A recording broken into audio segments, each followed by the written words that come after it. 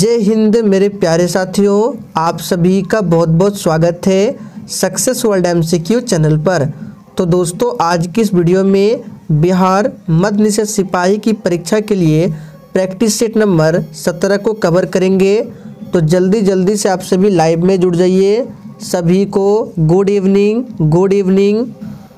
तो फ्रेंड्स, आज के सेशन का पहला प्रश्न है, गुप्त वंश का संस्थापक कौन था। और दोस्तों, अगर आपको इन सेट में पहले से किसी भी प्रश्न का आंसर पता है तो आप लोगों को आंसर करने के लिए नीचे लाइव चैट का ऑप्शन मिल रहा है। प्रत्येक स्टूडेंट को आंसर देना है। तो देखिए, गुप्त वंश का संस्थापक आपको बताना है कौन था। तो पहले प्रश्न का आंसर जो ये बच्चे श्रीगुप्त को दिए हैं, आपका बिल्कुल राइट आंसर है। गुप्त वंश का संस्थापक कौन था, तो श्रीगुप्त के बाद कौन आता है, तो घटोत्कच गुप्त आता है और उसके बाद आता है चंद्रगुप्त प्रथम। तो ध्यान रखना है। दूसरा प्रश्न है, गुप्त वंश के किस शासक ने सर्वप्रथम महाधीराज की उपाधि धारण की थी। बिल्कुल एग्जाम में पूछा जाने वाला प्रश्न है। चलिए फटाफट से आंसर बताएंगे। गुप्त वंश के किस शासक ने सर्वप्रथम महाधीराज की उपाधि धारण की थी। तो दूसरे प्रश्न का आंसर जो ये बच्चे बी ऑप्शन को दिए हैं, आपका बिल्कुल सही जवाब है चंद्रगुप्त प्रथम ने। ध्यान रखना है। और चंद्रगुप्त द्वितीय को चंद्रगुप्त विक्रमादित्य भी कहा जाता है। याद रखना है चंद्रगुप्त द्वितीय को। और चंद्रगुप्त प्रथम ने सबसे पहले महाधीराज की उपाधि धारण की थी। समुद्रगुप्त को भारत का नेपोलियन कहा जाता है और श्रीगुप्त को गुप्त वंश का संस्थापक माना जाता है। तीसरा प्रश्न है, गुप्त वंश का वह राजा कौन था जिसने हुनों को भारत पर आक्रमण करने से रोका था। काफ़ी ज़्यादा इम्पोर्टेंट प्रश्न है। चलिए आंसर बताएंगे। और दोस्तों, आप सभी डेली क्लास को अटेंड करें। क्लास का टाइमिंग है रात 8 बजे से और बिहार पुलिस के लिए रात 8:30 बजे से, और एक क्लास है रात 9 बजे। तो रात 9 बजे की क्लास को आप सभी को ज़रूर देखना चाहिए, क्योंकि रात 9 बजे की क्लास में बिहार पुलिस और बिहार मध्य निषेध सिपाही के लिए दृष्टि IAS बुक का मॉडल सेट स्टार्ट किया गया है, जो कि आपके एग्जाम के लिए काफ़ी ज़्यादा इम्पोर्टेंट सेट है। तो तीसरे प्रश्न का आंसर क्या होगा, तो बहुत बच्चे स्कंदगुप्त को दिए हैं, जो कि बिल्कुल सही जवाब है। गुप्त स्थापत्य कला का सर्वोत्कृष्ट मंदिर निम्न में से कौन है। चलिए चौथे प्रश्न के लिए फटाफट से आंसर बताइए। गुप्त स्थापत्य कला का सर्वोत्कृष्ट मंदिर निम्न में से कौन है। तो देखिए, इस प्रश्न का सही जवाब है देवगढ़ का दशावतार मंदिर। ए ऑप्शन आपका राइट आंसर है। पांचवा प्रश्न है, तांबा का सिक्का जारी करने वाला पहला गुप्त शासक कौन था। चलिए पांचवें प्रश्न के लिए फटाफट से आंसर बताएंगे। तांबा का सिक्का जारी करने वाला पहला गुप्त शासक कौन था। फटाफट से आंसर बताएंगे आप सभी। तो बिल्कुल सही जवाब दिए हैं ए ऑप्शन रामगुप्त। ध्यान दीजिए, यहाँ पे तांबा का सिक्का पूछ रहा है, ना कि चांदी का। तो तांबा का सिक्का जारी करने वाला पहला गुप्त शासक कौन था, रामगुप्त था। चंद्रगुप्त द्वितीय को चंद्रगुप्त विक्रमादित्य कहा जाता है। गुप्त शासकों द्वारा जारी किए गए चांदी के सिक्के क्या कहलाते थे। चलिए फटाफट से आंसर बताएंगे। फिर से ध्यान दीजिए, यहाँ पे चांदी के सिक्के पूछ रहे हैं। तो गुप्त शासकों द्वारा जारी किए गए जो चांदी के सिक्के थे क्या कहलाते थे। तो इसका आंसर है, बिल्कुल सही जवाब दिए हैं, रूपक कहलाते थे। याद रखना है, दिनार नहीं होगा, रूपक। सातवां प्रश्न देखिए अब है, सोने के सर्वाधिक सिक्के किस काल में जारी किए गए। शुद्ध सोने के सिक्के नहीं है, यहाँ पे सिर्फ पूछ रहा है कि सोने के सर्वाधिक सिक्के जो है किस काल में जारी किए गए। तो देखिए, सातवें प्रश्न का आंसर है बी ऑप्शन गुप्त काल में जारी किए गए थे। मौर्य वंश की बात करें तो मौर्य वंश की स्थापना चंद्रगुप्त मौर्य के द्वारा किया जाता है। चंद्रगुप्त मौर्य का उत्तराधिकारी कौन था? तो बिंदुसार, और बिंदुसार का उत्तराधिकारी अशोक, ध्यान रखना है। भारत का सबसे निचला बिंदु कौन सा है? बिल्कुल टॉप लेवल का प्रश्न है, फटाफट से आंसर बताएंगे। भारत का सबसे निचला बिंदु कौन सा है? तो बिल्कुल सही जवाब दिए हैं सी ऑप्शन, कुट्टनाड झील। कुट्टानाड झील जो है भारत का सबसे निचला बिंदु है, याद रखना है। चिल्का लेक कहाँ है? उड़ीसा में है। वुलर झील कहाँ है? जम्मू कश्मीर में है, इसको ध्यान रखना है। दक्षिण भारत का मैनचेस्टर किसे कहा जाता है? देखिए, इस प्रश्न का आंसर किसी का भी गलत नहीं आना चाहिए। मैं आपको रोज बताता हूँ, उत्तर भारत का मैनचेस्टर, भारत का मैनचेस्टर, दक्षिण भारत का मैनचेस्टर। तो भारत का मैनचेस्टर अहमदाबाद को कहा जाता है, उत्तर भारत का मैनचेस्टर कानपुर को कहा जाता है, जबकि दक्षिण भारत का मैनचेस्टर पूछे तो कोयम्बटूर को कहा जाता है। तो राइट आंसर क्या होगा? तो ए ऑप्शन जो ही बच्चे दिए हैं आपका बिल्कुल सही जवाब है, कोयम्बटूर। 10वां प्रश्न है, लाल रक्त कणिका जिसको आरबीसी कहा जाता है के रूप में भी जाना जाता है। देखिए, आरबीसी का कार्यकाल भी यानी कि जीवन काल पूछा जाता है, 120 दिनों का होता है, ये ध्यान रखना है। आरबीसी यानी कि रेड ब्लड सेल, हिंदी में लाल रक्त कणिका। तो इसका वैज्ञानिक नाम यहाँ पर पूछ रहा है, तो आरबीसी का वैज्ञानिक नाम क्या होता है? तो याद कर लीजिए, एरिथ्रोसाइट्स, ये आरबीसी का वैज्ञानिक नाम होता है। और एक होता है डब्ल्यूबीसी, श्वेत रक्त कणिका, इसका वैज्ञानिक नाम होता है ल्यूकोसाइट्स। तो आपको ध्यान रखना है। और थ्रोम्बोसाइट को प्लेटलेट्स थ्रोम्बोसाइट को कहते हैं, ध्यान रखना है। प्लाज्मा में पाए जाने वाले घटकों का नाम क्या है? बिल्कुल एग्जाम में पूछा जाने वाला प्रश्न है, आंसर बताएंगे। प्लाज्मा में पाए जाने वाले घटकों का नाम क्या है? तो देखिए, 11वें प्रश्न का आंसर है प्रोटीन। ए ऑप्शन जो ही बच्चे दिए हैं आपका बिल्कुल सही जवाब है। देखिए, प्रोटीन जो है याद रखना है सबसे अधिक मिलता है सोयाबीन में, और प्रोटीन की कमी से क्वाशियोरकर बीमारी होती है। प्रति वर्ष पूरे भारत में राष्ट्रीय लोक दिवस कब मनाया जाता है? तो देखिए, इम्पोर्टेंट प्रश्न है, जितने भी दिवस से संबंधित प्रश्न हैं उनको याद रखिए, क्योंकि आपके एग्जाम में एक प्रश्न 100% पूछा जाता है दिवस से रिलेटेड। तो प्रतिवर्ष पूरे भारत में राष्ट्रीय लोक दिवस कब मनाया जाता है? तो 21 अप्रैल को मनाया जाता है, ध्यान रखना है।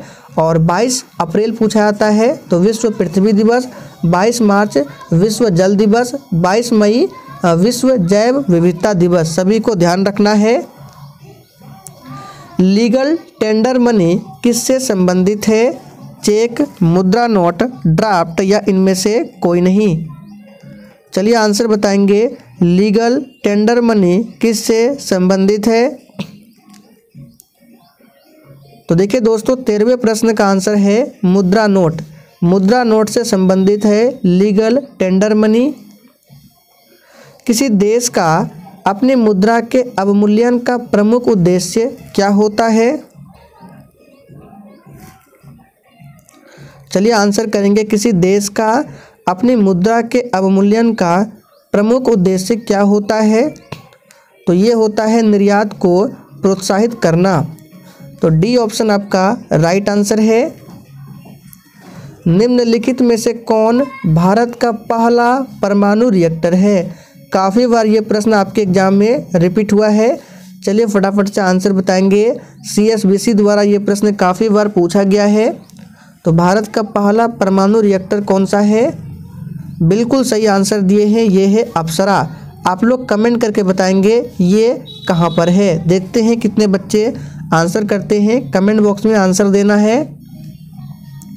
हाल ही में कौन सबसे ज़्यादा ICC वर्ल्ड कप खेलने वाली महिला क्रिकेटर बनी है?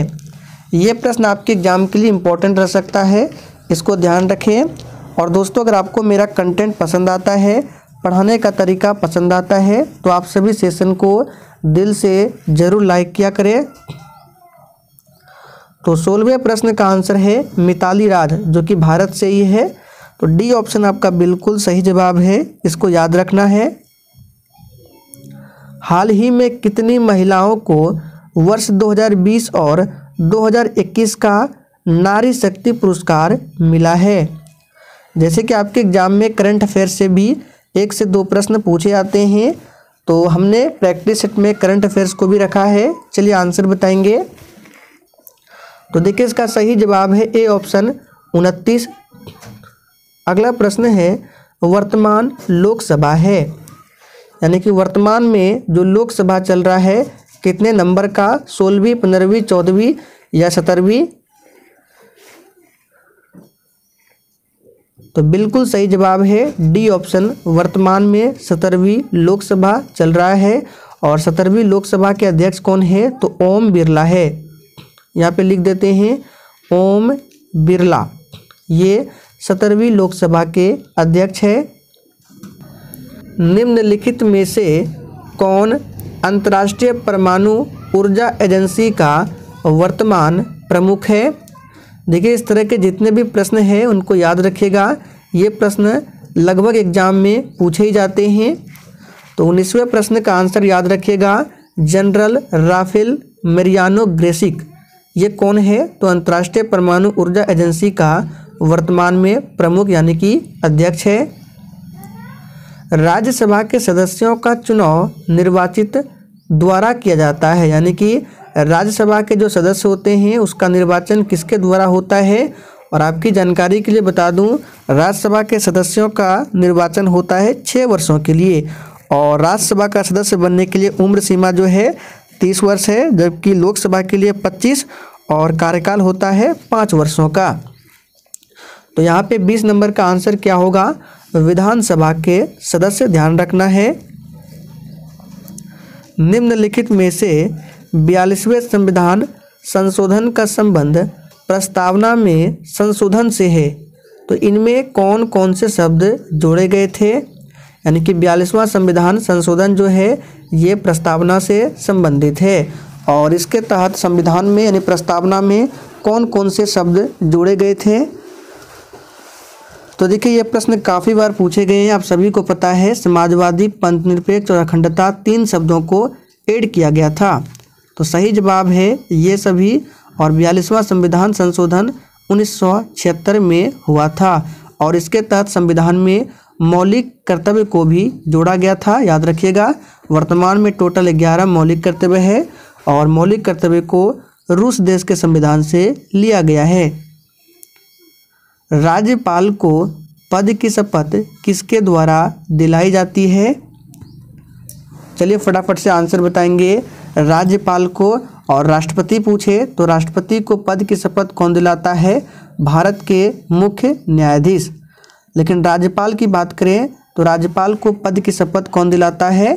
तो 22वें प्रश्न का आंसर है सी ऑप्शन, उच्च न्यायालय के, यानी कि उस राज्य के उच्च न्यायालय के मुख्य न्यायाधीश दिलाते हैं। और राज्यपाल की नियुक्ति किसके द्वारा होता है? तो राष्ट्रपति के द्वारा किया जाता है। राष्ट्रपति, राज्यपाल के लिए उम्र सीमा जो है 35 वर्ष है बनने के लिए। गोल क्रांति शब्द निम्नलिखित में से किससे संबंधित है? चलिए 23 के लिए फटाफट से आंसर बताएंगे। तो देखिए दोस्तों, गोल क्रांति शब्द जो है ये किससे संबंधित है? तो याद रखिएगा ये संबंधित है आलू से। ए ऑप्शन आपका बिल्कुल सही जवाब है, ध्यान रखना है। पटना उच्च न्यायालय की स्थापना कब हुई थी? वेरी इंपॉर्टेंट प्रश्न है।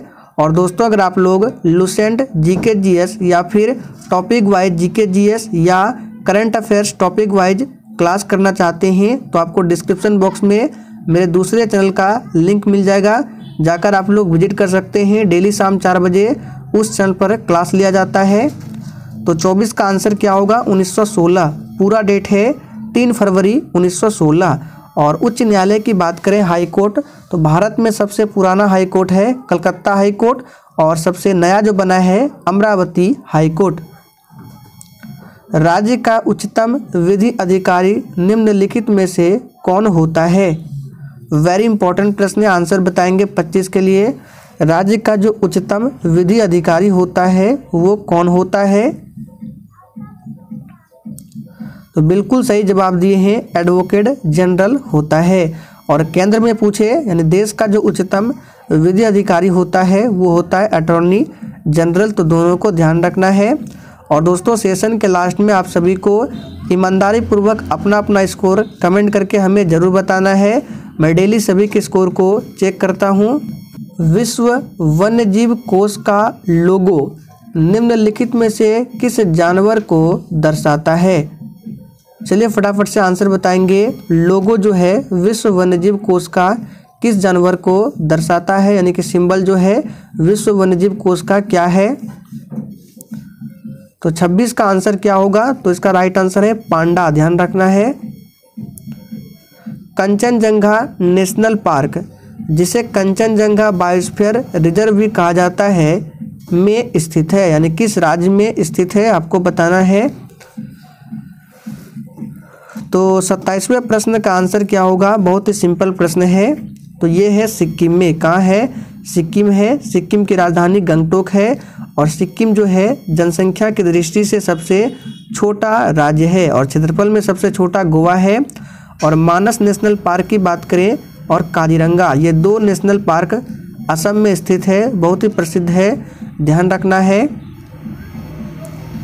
शिमला भारत के किस राज्य की राजधानी है? बिल्कुल बच्चों वाला प्रश्न है। इस प्रश्न का आंसर किसी का भी गलत नहीं आना चाहिए। शिमला भारत के किस राज्य की राजधानी है? तो देखिए छत्तीसगढ़ की राजधानी रायपुर है, गोवा की राजधानी पणजी है, झारखंड की राजधानी रांची है। तो आपका बचा हिमाचल प्रदेश, राजधानी शिमला है, ध्यान रखना है। डेनमार्क की राजधानी क्या है? देखिए कभी कभी एग्जाम में देश और राजधानी से संबंधित प्रश्न पूछे आते हैं। तो डेनमार्क की राजधानी कहाँ है आप सभी को पता होगा, बहुत ही सिंपल प्रश्न है। कोपेनहेगन में डेनमार्क की राजधानी है। ओस्लो किसकी राजधानी है? नॉर्वे की राजधानी है। वियना ऑस्ट्रिया की राजधानी है और ऑस्ट्रेलिया की राजधानी कैनबरा है। आगे देखिए, हाल ही में भारतीय एक्सा लाइफ इंश्योरेंस ने किसे अपने नए ब्रांड एम्बेसडर के रूप में नियुक्त किया है?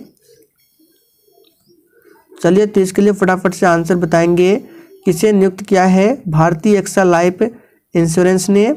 तो ये नियुक्त किया है विधा बालन, सी ऑप्शन आपका राइट आंसर है। हाल ही में किस राज्य में भारत का पहला अल्कोहल म्यूजियम खुला है?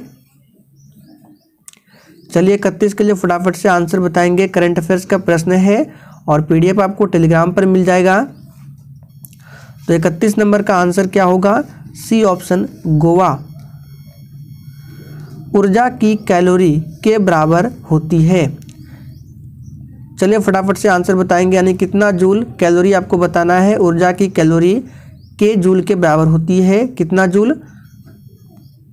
तो ये याद रखना है। 32 का आंसर है ऑप्शन बी, 4.2 जूल के बराबर होती है। मृदा के क्षारीयता कम करने के लिए क्या मिलाया जाता है? तो मृदा के क्षारीयता कम करने के लिए इसमें मिलाया जाता है जिप्सम को। सी ऑप्शन राइट आंसर है। जिप्सम का फॉर्मूला हमने बताया था CaSO4 × 2H2O। ये क्या है? जिप्सम का फॉर्मूला है। और एक POP का पूछा जाता है, प्लास्टर ऑफ पेरिस। तो यहाँ पे सिर्फ 1/2 कर देंगे तो ये हो जाएगा प्लास्टर ऑफ पेरिस का। रेगुर मृदा किसकी कृषि के लिए सर्वाधिक उपयुक्त होती है? तो रेगुर मृदा का अन्य नाम क्या है? काली मृदा। और इसमें सबसे अधिक कपास की खेती की जाती है। और रेगुर मृदा का विस्तार सबसे अधिक गुजरात, महाराष्ट्र इन क्षेत्रों में है, ध्यान रखना है।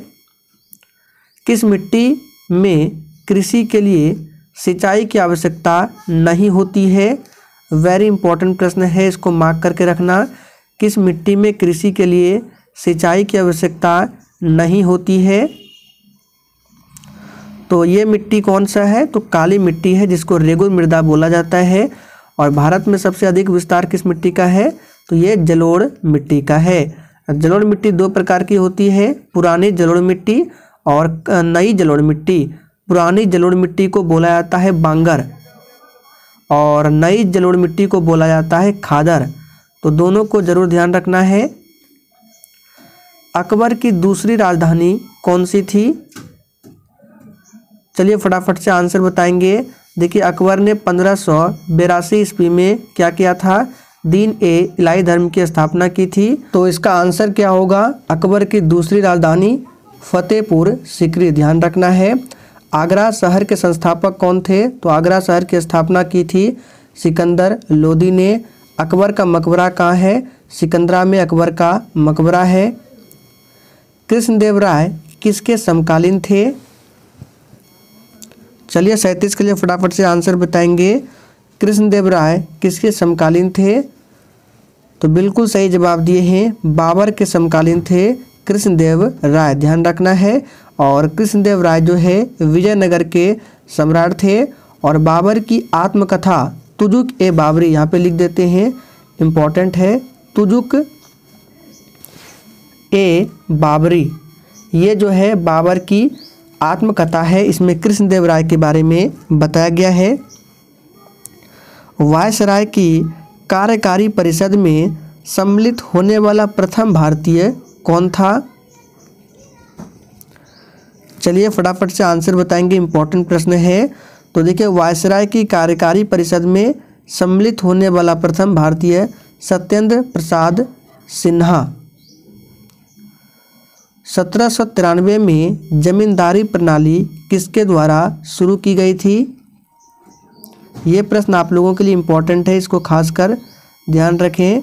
1793 में जमींदारी प्रणाली किसके द्वारा शुरू की गई, तो लॉर्ड कॉर्नवालिस, ए ऑप्शन आपका सही जवाब है। लॉर्ड कर्जन के शासनकाल में क्या हुआ था, तो बंगाल विभाजन हुआ था 1905 में। आखिरी प्रश्न है, स्वामी दयानंद सरस्वती का पैतृक नाम क्या था, यानी कि स्वामी दयानंद सरस्वती का मूल नाम क्या था।